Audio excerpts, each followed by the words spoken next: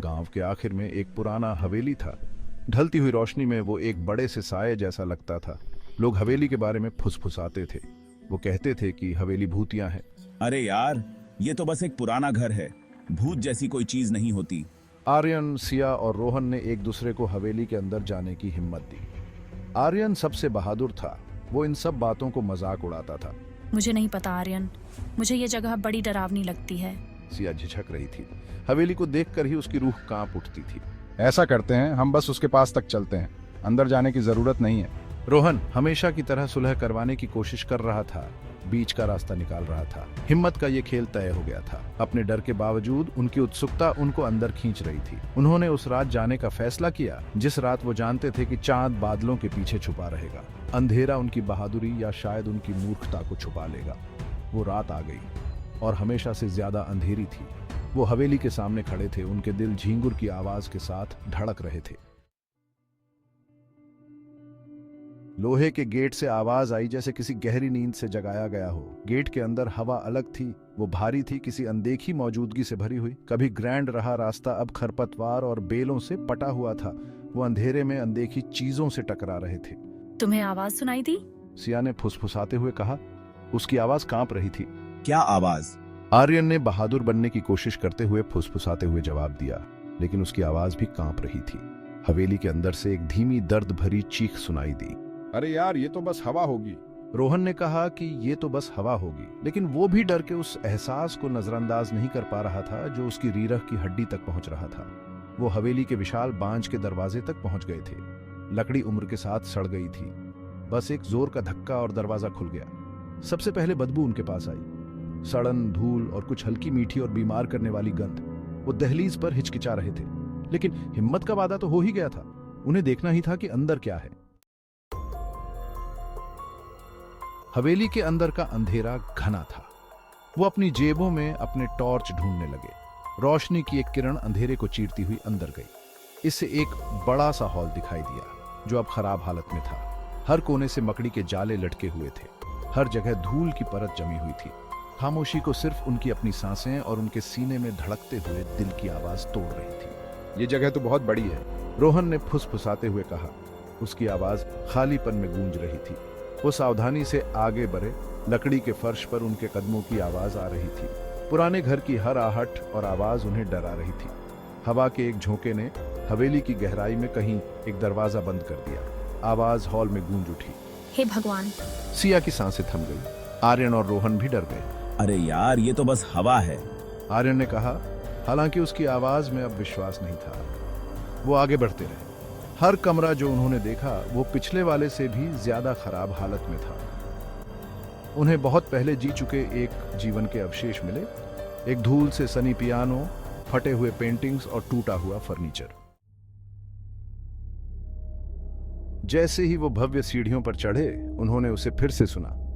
फुसफुसाहट, धीमी और स्पष्ट, लेकिन निश्चित रूप से वहां थी। तुमने सुना? आर्यन रुक गया, अपनी सांस रोककर स्रोत की पहचान करने की कोशिश कर रहा था। रोहन और सिया ने सिर हिलाया। उनके चेहरे पीले पड़ गए। ऐसा लग रहा था जैसे कोई बात कर रहा हो। सिया फुसफुसाई। उसकी आंखें डर से चौड़ी हो गईं। वे सीढ़ियों पर चढ़ते रहे। उनकी गति तेज होती गई। ऐसा लग रहा था जैसे फुसफुसाहट उनका पीछा कर रही हो, हर कदम के साथ तेज होती जा रही हो। सीढ़ियों के ऊपर दालान से ठंडी हवा का एक झोंका आया, जिससे उनके टॉर्च की लपटें टिमटिमा गईं। दीवारों पर नाचती हुई परछाई पड़ गईं। दालान के अंत में उन्हें एक पूरी लंबाई का दर्पण मिला।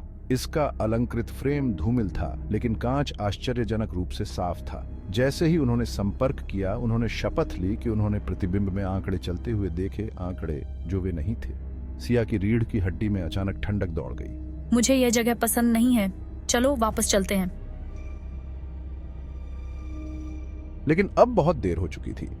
जैसे ही वे जाने के लिए मुड़े, उन्होंने एक कर्कश आवाज सुनी। इतनी जल्दी जा रहे हो? वे आवाज का सामना करने के लिए घूमे। दरवाजे पर एक बूढ़ी औरत खड़ी थी।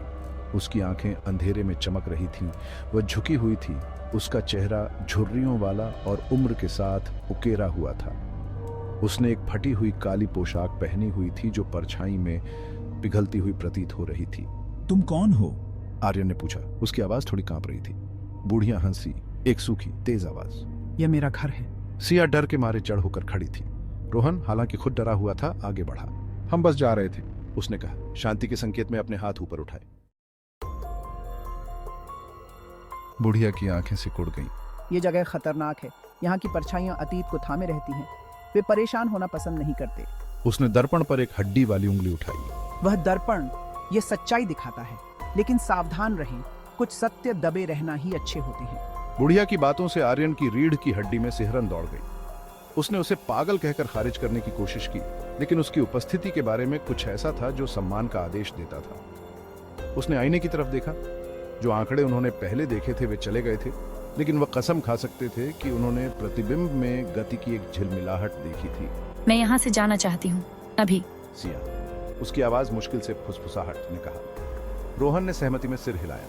वे जाने के लिए मुड़े, लेकिन बुढ़िया ने उन्हें रोक लिया। दर्पण, इसमें शक्ति है, इसे तोड़ दो। अतीत की पकड़ को तोड़ने का यही एकमात्र तरीका है। आर्यन झिझका। वह निश्चित नहीं था कि वह इस घर में रहने वाली किसी भी ताकत को नाराज करना चाहता है, लेकिन वह यह भी जानता था कि वे हमेशा के लिए यहां नहीं रह सकते। उसने अपने दोस्तों को देखा। उनके चेहरे डर से पीले पड़ गए। वह जानता था कि उसे कुछ करना होगा। उसने दर्पण की ओर एक कदम बढ़ाया। ऐसा लगा जैसे कमरे का तापमान गिर गया हो। एक ठंडे हाथ ने उसका दिल थाम लिया। उसने अपना टॉर्च उठाया, उसे आईने पर निशाना बनाया। कांच टिमटिमाता हुआ प्रतीत हो रहा था, मानो जीवित हो। उसने एक गहरी सांस ली और टॉर्च को आईने पर घुमाया। टूटते शीशे की आवाज हवेली में गूंज उठी। ऊर्जा की एक लहर बाहर की ओर फट गई, जिससे आर्यन, सिया और रोहन जमीन पर गिर पड़े। टॉर्च लुढ़क गई, उन्हें अंधेरे में डुबो दिया। बुढ़िया की हंसी उनके चारों ओर गूंज रही थी, ठंडी और द्रुतशीतन।